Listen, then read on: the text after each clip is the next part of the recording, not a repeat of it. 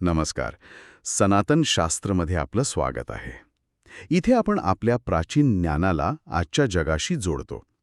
आज आपण एका खूप खोल आणि तितक्याच रहस्यमय विषयावर बोलणार आहोत. कुंडलिनी शक्ती आणि मोक्ष. ऐकलं तर असेल सगळ्यांनी याबद्दल. हो, नक्कीच. पण नेमकं काय आहे हे? म्हणजे सनातन धर्मात या दोन संकल्पना फार महत्त्वाच्या मानल्या जातात. पण यांचा एकमेकांशी संबंध काय? विचार करा, आपल्या प्रत्येकात म्हणे एक प्रचंड सुप्त ऊर्जा आहे, जी जागृत झाली की आपल्याला सगळ्या मर्यादांच्या पलीकडे घेऊन जाते. आपल्या खऱ्या स्वरूपाची ओळख म्हणजे मोक्ष. अगदी. ही ऊर्जा म्हणजे काय नक्की? तिचा मोक्षापर्यंतचा प्रवास कसा असतो? चला, आज जरा खोलवर जाऊन हे समजून घेऊया. तर सुरुवात करूया अगदी बेसिक्सपासून. ही कुंडलिनी म्हणजे काय नक्की? काय भानगड आहे ही? बरोबर. कुंडलिनी हा शब्द येतो संस्कृतमधून. त्याचा अर्थ आहे वळलेली किंवा वेटोळे घातलेली. योगशास्त्रानुसार ही शक्ती आपल्या पाठीच्या कण्याच्या अगदी खाली म्हणजे मूलाधार चक्रात एका सापासारखी वेटोळे घालून झोपलेली आहे असं म्हणतात. अच्छा, सापासारखी? हो, पण ही काही साधी फिजिकल एनर्जी नाहीये. ही आहे चित शक्ती, म्हणजे चैतन्यमय ऊर्जा, कॉन्शियसनेस असलेली एनर्जी. हीच ती मूळ जीवनशक्ती आहे जिच्यामुळे सगळं विश्व चालतं. आपल्यात प्राण आहे, आपल्या अस्तित्वाचा मूळ सोर्स असं समजा. वा, चित शक्ती म्हणजे चैतन्य असलेली ऊर्जा. छान. आणि मग मोक्ष म्हणजे काय? तो तर आपण अंतिम ध्येय म्हणून ऐकतो. हो, तर मोक्ष म्हणजे चित ज्ञान. चित म्हणजे पुन्हा तीच शुद्ध जाणीव, कॉन्शियसनेस, आणि ज्ञान म्हणजे ओळख, रिअलायझेशन. तर मोक्ष म्हणजे काय? ती शुद्ध जाणीव जेव्हा स्वतःला ब्रह्म म्हणून ओळखते. ब्रह्म म्हणजे सर्वोच्च सत्य, दी अल्टिमेट रियालिटी. म्हणजे आपण स्वतःला ओळखणं. आपल्या खऱ्या स्वरूपाला. अगदी. आपण आपल्या त्या छोट्या मीपणाच्या कल्पनेतून बाहेर पडतो. आपलं खरं अमर्याद स्वरूप जाणतो. ती अवस्था म्हणजे मोक्ष. समजा कुंडलिनी ही एक नदी आहे जी वरच्या दिशेने समुद्राकडे चाललीय. तर मोक्ष म्हणजे त्या नदीचं समुद्रात विलीन होणं. मग नदी वेगळी उरत नाही, ती समुद्रच होऊन जाते. ऊर्जा आणि जाणीव एकरूप होतात. म्हणजे कुंडलिनी शक्ती आहे आणि मोक्ष म्हणजे त्या शक्तीचं तिच्या मूळ स्रोताशी म्हणजे जाणीवेशी परत मिळणं. खूपच इंटरेस्टिंग. पण ही ऊर्जा खाली कशी आली आणि वर कशी जाते? तुम्ही म्हणालात ती मूलाधार चक्रात असते. बरोबर. प्राचीन तंत्रशास्त्र सांगतं की जे खाली उतरतं ते वर चढणारच. जेव्हा सृष्टी निर्माण झाली तेव्हा ही वैश्विक शक्ती म्हणजे शक्ती सहस्रार चक्रातून आपल्या डोक्याच्या वरचं केंद्र खाली उतरली. अच्छा, वरून खाली. हो, वेगवेगळ्या चक्रांमधून प्रवास करत. त्यातूनच आपलं शरीर, मन, आपलं हे वेगळं अस्तित्व निर्माण झालं. या खाली उतरण्याच्या प्रवासाला म्हणतात प्रवृत्ती मार्ग, म्हणजे बाहेरच्या जगात विस्तार पावण्याचा मार्ग. आपण जन्मतो, वाढतो, जगात रमतो, हा सगळा प्रवृत्ती मार्ग आहे. प्रवृत्ती मार्ग म्हणजे बाहेरच्या जगात येणं. आणि मग मोक्षासाठी याच्या उलट जायचं का? अगदी. कुंडलिनीचा मूलाधारापासून परत सहस्रारपर्यंतचा जो वरचा प्रवास आहे ना, तो आहे निवृत्ती मार्ग, म्हणजे आत वळण्याचा, परत उत्सराकडे, सोर्सकडे जाण्याचा मार्ग. अच्छा. प्रवृत्तीने आपण जगात आलो, निवृत्तीने आपण मूळ स्वरूपाकडे परत जातो. जेव्हा ही जागृत कुंडलिनी सगळी चक्र भेदून सहस्रारमध्ये पोहोचते आणि तिथे शिवाशी म्हणजे शुद्ध स्थिर चैतन्याशी एकरूप होते, तेव्हा त्या व्यक्तीला म्हणजे जीवात्म्याला अहम ब्रह्मास्मी, मीच ब्रह्म आहे याची प्रत्यक्ष अनुभूती येते. अहम ब्रह्मास्मी. हो, हेच ते एकत्व, अद्वैत, हाच मोक्ष. आणि हे फक्त बोलणं नाही, हा साधनेतून येणारा खरा अनुभव आहे. चक्रांचा उल्लेख केलात मगाशी, ते काय आहेत नक्की? हो ना, अगदी बरोबर. आपलं शरीर म्हणजे एक पवित्र प्रयोगशाळाच आहे. आणि या प्रयोगशाळेतली वेगवेगळी उपकरणं, स्टेशन्स म्हणजे ही चक्र. प्रत्येक चक्र म्हणजे काय? तर चेतनेची एक वेगळी पातळी, एक डायमेन्शन. उदाहरणार्थ? जसं की मूलाधार चक्र म्हणजे आपलं अस्तित्व टिकवणं, सुरक्षा. स्वादिष्ठान म्हणजे भावना, आनंद, क्रिएटिव्हिटी. मणिपूर म्हणजे आत्मविश्वास, शक्ती. अनाहत चक्र म्हणजे प्रेम, करुणा. विशुद्ध चक्र म्हणजे कम्युनिकेशन, सत्य बोलणं. आज्ञाचक्र म्हणजे इंट्युशन, बुद्धी. आणि सहस्रार म्हणजे अंतिम सत्य, परमात्म्याशी एकरूपता. म्हणजे कुंडलिनी या चक्रांमधून वर जाताना त्या लेव्हलच्या चेतनेला जागृत करते? हो, पण तेवढंच नाही. ती अजून एक महत्वाचं काम करते. कुंडलिनी जशी जशी वर जाते ना, हं, तसतशी ती प्रत्येक चक्रात साठलेले आपले जुने हिशोब, म्हणजे संस्कार, वासना, भीती, थोडक्यात म्हणजे आपले कार्मिक अवशेष, त्यांना जाळून टाकते. अच्छा, म्हणजे शुद्धीकरण, इंटरनल क्लिनिंग. अगदी. ही एक प्रकारे आंतरिक शुद्धीकरणाची प्रक्रिया आहे आणि ती कधीकधी खूप इंटेन्स असू शकते. कारण आपण आपल्या जुन्या कल्पनांना, भावनांना धरून बसलेलो असतो ना. बरोबर. पण हे शुद्धीकरण होतं कसं? तर जाणीवेद्वारे, प्युरिफिकेशन बाय अवेअरनेस. आपण आपल्या मर्यादांबद्दल जागरूक होतो आणि मग त्या आपोआप गळून पडतात. आणि मग?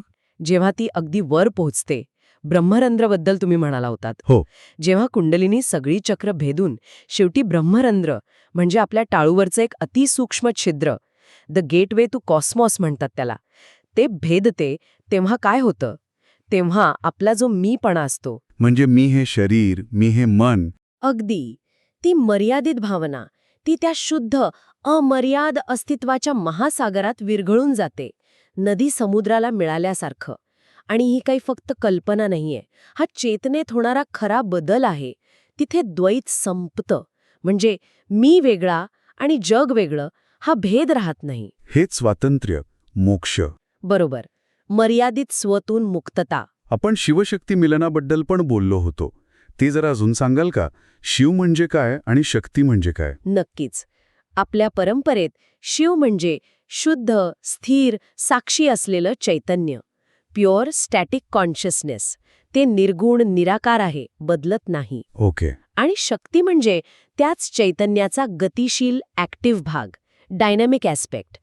तीच ऊर्जा आहे, तीच निर्माण करते, सांभाळते आणि नष्टही करते. सोपं सांगायचं तर शिव म्हणजे पोटेन्शियल एनर्जी आणि शक्ती म्हणजे कायनेटिक एनर्जी. अच्छा.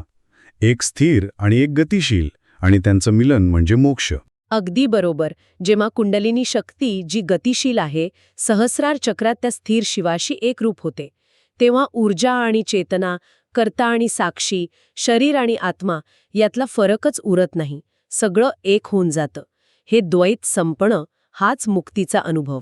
यालाच शिवशक्ती संयोग म्हणतात किंवा योग ग्रंथांमध्ये महासमाधी असंही म्हणतात. महासमाधी म्हणजे शरीरात असतानाच मुक्ती अनुभवणं?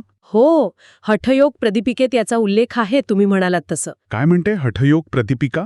ती म्हणते की जिथे शक्ती कुंडलिनी वरच्या दिशेने वाहते आणि अमृत सहस्रारमधून येणारा दैवी रस खाली वाहतो, तिथे शिव आणि शक्तीचं शाश्वत मिलन होतं आणि योगी जन्ममृत्यूच्या फेऱ्यातून सुटतो. हे अनुभवायला खूप गहन आहे. आपण मोक्षाच्या टप्प्यांबद्दल पण बोललो. म्हणजे असं नाही की कुंडलिनी जागृत झाली आणि लगेच मोक्ष. हा एक प्रवास आहे. अगदी बरोबर. म्हणजे प्रगत योगिक ज्ञानानुसार मोक्ष ही बऱ्याचदा अशी एकदम घडणारी घटना नसते. ती जाणीवेच्या विकासाची एक प्रक्रिया आहे, continuous process of evolving consciousness. Kundalini जशी एक एक चक्र भेदून वर जाते, तसतशी मुक्तीचे वेगवेगळे टप्पे गाठले जातात. जणू काही आपल्या आतच एक उत्क्रांती, इनर रिव्होल्यूशन घडते आहे. हे खूप इंटरेस्टिंग आहे. म्हणजे प्रत्येक चक्राच्या पातळीवर काय अनुभव येतो, काही सांगू शकाल? हो, नक्कीच. उदाहरणार्थ, जेव्हा कुंडलिनी मूलाधार चक्रात जागृत होते, तेव्हा व्यक्तीला या भौतिक जगात सुद्धा, अगदी आपल्या शरीरात सुद्धा काहीतरी दिव्य आहे याची जाणीव होते. असुरक्षितता कमी होते. अच्छा. स्वादिष्ठान चक्र शुद्ध झालं की अनावश्यक वासना, भीती, भावनिक गोंधळ यातून मुक्ती मिळते.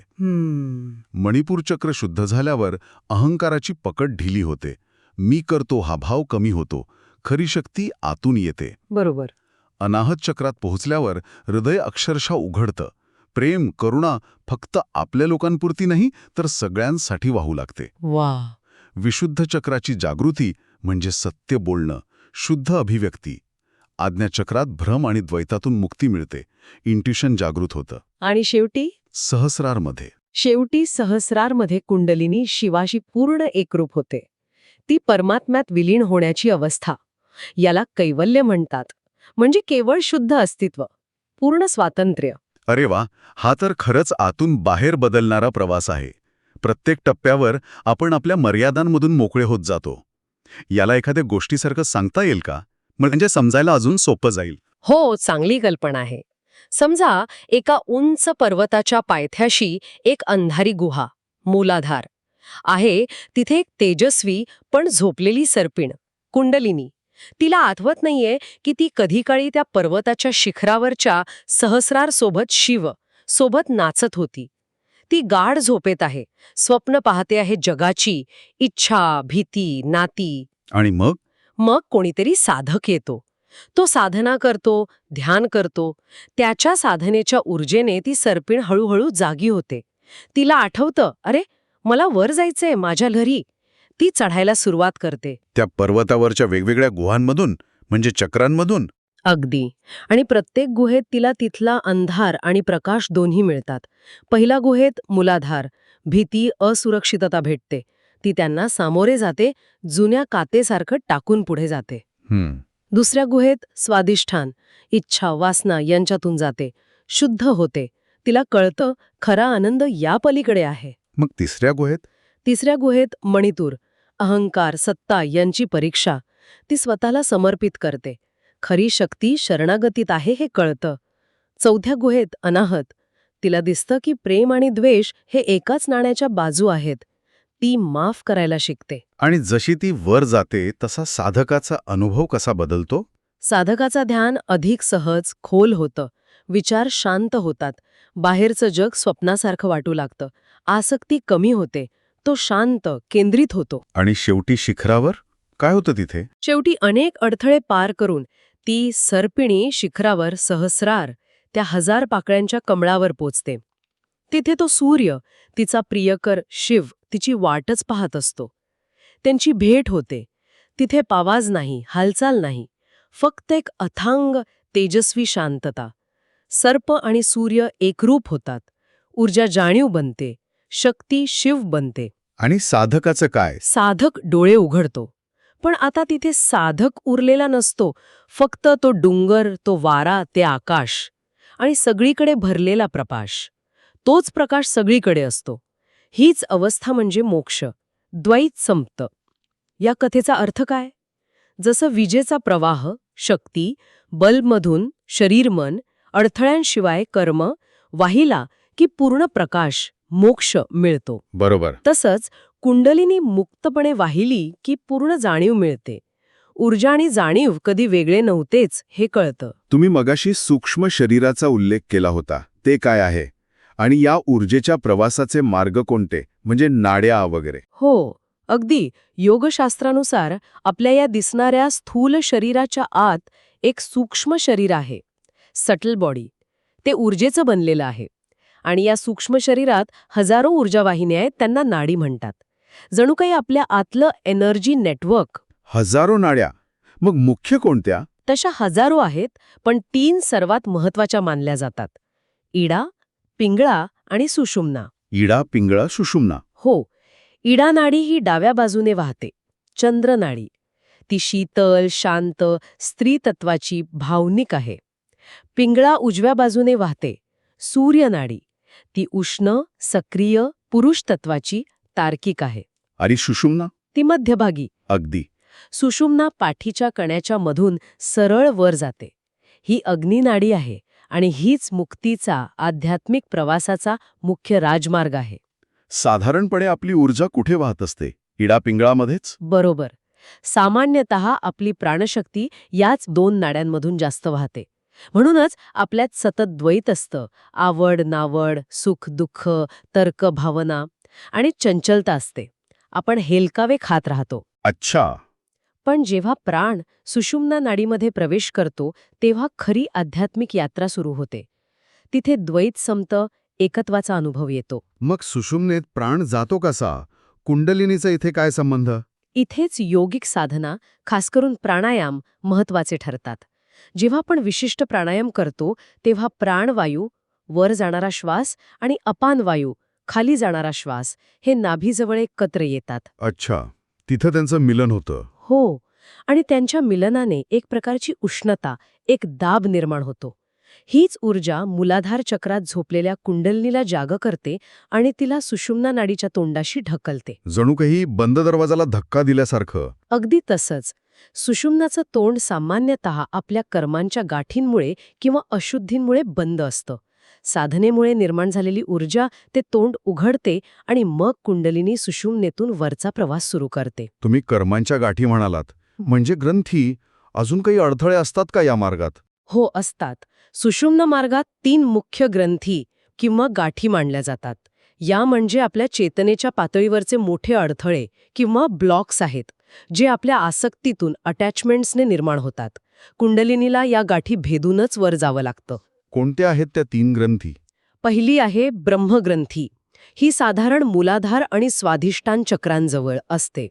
ही शरीर आणि भौतिक जगाशी, विषय सुखांशी असलेल्या आसक्तीचं प्रतीक आहे. मी शरीर आहे हा भाव इथे असतो. दुसरी? दुसरी विष्णुग्रंथी. ही मणिपूर आणि अनाहत चक्रांच्या दरम्यान.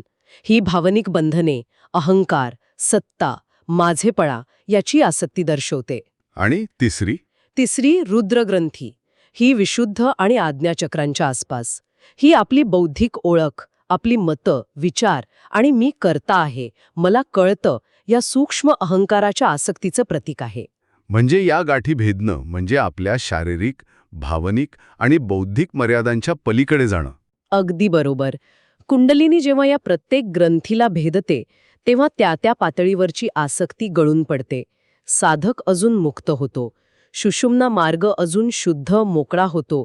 चेतना सहज वर जाते. आपण अमृत आणि बिंदूबद्दल पण बोललो होतो.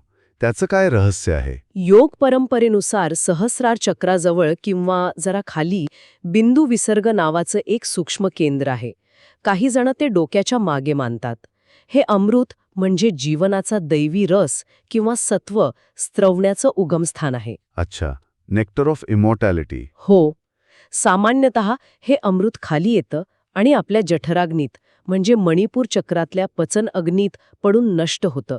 यामुळेच म्हातारपण आणि मृत्यू येतो असं मानलं जातं. पण कुंडलिनी जागृत झाल्यावर हे थांबवता येतं? हो.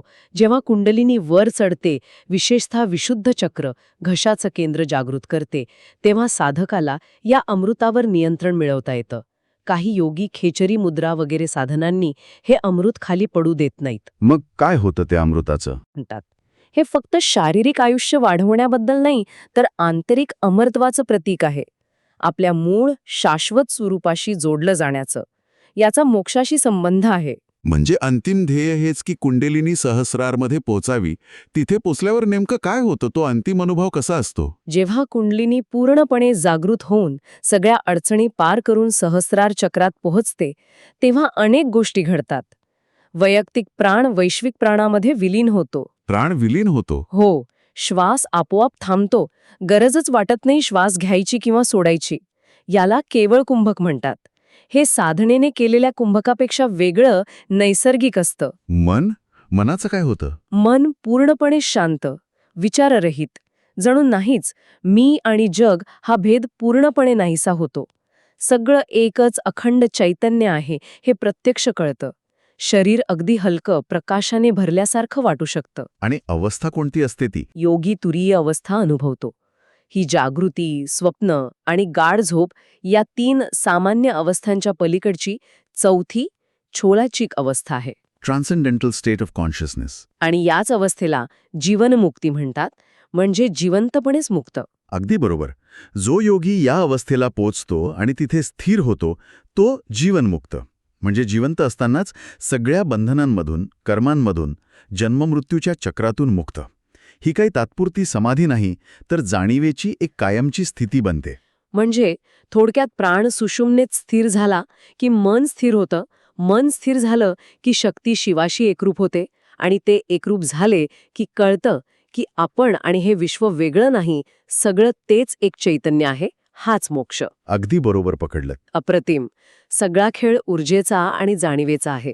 तर आजच्या चर्चेचा आपण सारांश कसा काढू शकतो? आपण पाहिलं की कुंडलिनी ही आपल्या प्रत्येकात असलेली पण झोपलेली प्रचंड शक्तिशाली अशी चैतन्यमय ऊर्जा आहे, चित्शक्ती. ती आपल्या आध्यात्मिक प्रवासाची किल्ली आहे. तर की आपण त्या दिव्यत्वापासून कधी वेगळे नव्हतोच. ऊर्जेचा जाणीवेत विलय. बरोबर. कुंडलिनीचा प्रवास म्हणजे त्या मर्यादित मीतून अमर्याद ब्रह्मत्वाकडे जाणारा आतला रस्ता आहे. जसं तुम्ही म्हणालात, बासरीची छिद्र, चक्रे जर साफ नसतील कर्मसंस्कार तर संगीत, दिव्य जाणीव नीट वाजत नाही. पण ती साफ झाली की तीच बासरी देवाचं संगीत बनते. तसंच काहीसं आहे हे. अगदी समर्पक. तर मग आजच्या या गहन चर्चेनंतर ऐकणाऱ्यांसाठी कोणता विचार आपण सोडून जाऊ शकतो, काय म्हणाल? एक विचार करण्यासारखा प्रश्न आहे. जर ही एवढी मोठी ऊर्जा, हे दिव्यत्व आपल्या प्रत्येकात आहेच, तर कदाचित पूर्ण जागृती किंवा मोक्ष लगेच नाही मिळाला तरी चालेल. पण आपल्या या आतल्या जगाला, या शक्तीला थोडं समजून घेण्यासाठी, तिच्याशी थोडं कनेक्ट होण्यासाठी आज आपण कोणतं एक अगदी छोटंसं पाऊल उचलू शकतो. काय असू शकतं ते? कदाचित फक्त दिवसातून 5 मिनिटं शांत बसून आपल्या श्वासाकडे लक्ष देणं, किंवा मनात जे विचार येतात, भावना येतात, त्यांना राग न मानता किंवा त्यांच्यात न वाहून जाता फक्त बघण्याचा प्रयत्न करणं, साक्षी भावाने. सुरुवात कुठूनही होऊ शकते, नाही का? खूप सुंदर विचार आहे. सुरुवात छोट्या पावलानेच होते. आज या चर्चेत सामील झाल्याबद्दल खूप खूप धन्यवाद. खूप छान माहिती मिळाली. मलाही खूप आनंद झाला बोलून. जर कुंडलिनी शक्ती आणि मोक्षाचा या गूढ पण आश्वासक प्रवासाने तुमच्या आतल्या जिज्ञासेला जागं केलं असेल, जर तुम्हाला वाटतं की हे ज्ञान अजून लोकांपर्यंत पोहोचावं, तर ज्ञानाची ही ज्योत पुढे न्या. या चर्चेला लाईक करा, आपल्या मित्रमैत्रिणींसोबत, कुटुंबासोबत शेअर करा आणि हो, आमचे सनातन शास्त्र चॅनलला सबस्क्राईब नक्की करा. म्हणजे हे कालातीत ज्ञान तुमच्यापर्यंत पोहोचत राहील. आणि हो, कमेंट्समध्ये आम्हाला नक्की सांगा, या कुंडलिनीच्या प्रवासातला कोणता भाग तुम्हाला सगळ्यात जास्त महत्त्वाचा वाटला, किंवा काही प्रश्न असतील मनात तर तेही विचारा. तुमचे विचार ऐकायला आवडतील. पुढच्या वेळी पुन्हा भेटूया. नमस्कार. धन्यवाद.